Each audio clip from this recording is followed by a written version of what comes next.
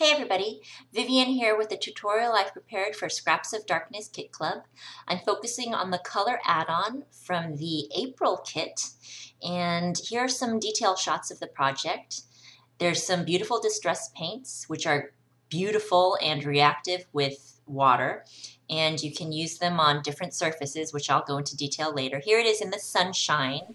And I thought we'd just go straight into the tutorial. It's going to be really fast and really easy.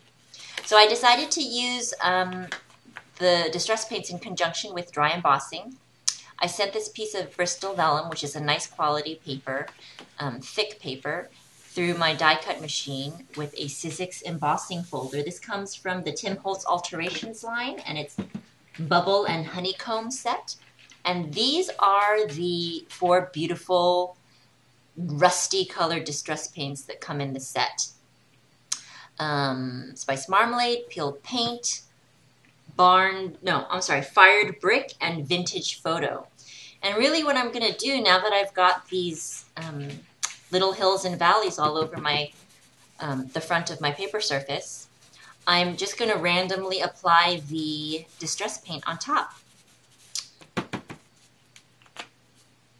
The distress paint comes in a container with a little ball inside, so it's very easy to shake up and mix up the paint right before you use it. And it also comes with a dauber on top. So to get that paint to come out more faster, to get more of it to come out, you just tap it on your paper surface. And I'm just mixing it all up. These paints are really great for several reasons, but one reason I really like them is because they really resist getting muddy. So I sort of, whereas with other paints I probably wouldn't go on top of these colors with the other colors because they would become muddy. These paints kind of keep their integrity in terms of the pigment and mix and marbleize together in really cool ways. So as you can see, it's reactive with water while wet. So I misted it, and it looks a little bit lighter, but actually it's going to darken up once it dries again. And as you can see, the paints start to drizzle down the little valleys created by the dry embossing that we did. So it's really, really easy. And I'm throwing more paint in there because it really is resistant to getting muddy. So I set my heat tool on it to sort of speed up the drying time. And as you guys know, I love to play with texture on my paper surface. Just as is, it's pretty cool. But I like to play with the hills and the valleys. Oftentimes I do that with the hot glue, but here it's been created for us with literally no effort, just sending it through the die cut machine. So we have the peeled paint, distress paint. I decided to go in with some peeled paint distress ink to show how they're just a little bit different. So we can use the ink pad itself and just rub it on top. I'm using it with a blending tool. And now that that paint is dry, it's not going to react anymore with water. But when I add this distress ink, I can spritz water on top, and you can see how it's making really strong contact with the raised little grungy circles on top. So those are getting nice and dark and distinct.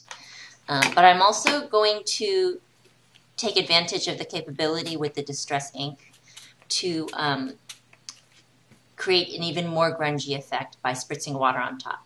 So when you spritz water on top, it's going to change the look on your surface. But when you spritz water on top, the areas on your paper that have little water droplets or little puddles of water are going to react with the water and become lighter and have that really spontaneous look that quite often is only possible when using water. But that painted surface below that's dry, that's not going to change anymore no matter how much water we apply. So it's as if that painted surface is our base now. And when we spritz the water on top of the portions in which we applied distress ink, it's going to reveal the colors that we painted before. So, do you guys remember the Viva Decor Inca Gold that we had from last month's kit, March's Scraps of Darkness kit? Well, this is Inca Gold in a color called Indian Yellow that I actually have had for a little while. And I just pick some out with my nail, stick it on top of that lid, that little plastic thing that's inside the container.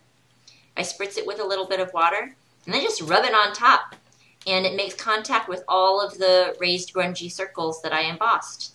And if it's really wet, like now, like it is in this dose that I'm putting on, it's going to sink into those crevices a little bit. But the drier it is, the more it'll just make contact with the top.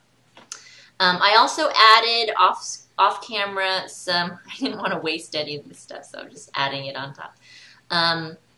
I also added some more Distress ink in Vintage Photo along some of the edges to darken it up a little bit. And the wonderful thing about this assortment of distress paints that we got this month is that, I don't know if you guys agree, that totally reminds me of like really rusted farm equipment. Or, you know, I lived in Vegas for a little while before we moved to San Jose. Some of the old signs in the, there's a museum in Vegas with like old rusting signs from, you know, the glory days of Las Vegas. But just rusted metal and the beautiful, beautiful colors that result from wear and aging in the elements. So that was a really cool surprise with these combinations of colors. I also thought that these combinations of colors could be really great when you have sort of an autumn theme, because they've got the reds and the oranges of autumn leaves. But here it just worked great to create that feeling and sense of aging rusted metal.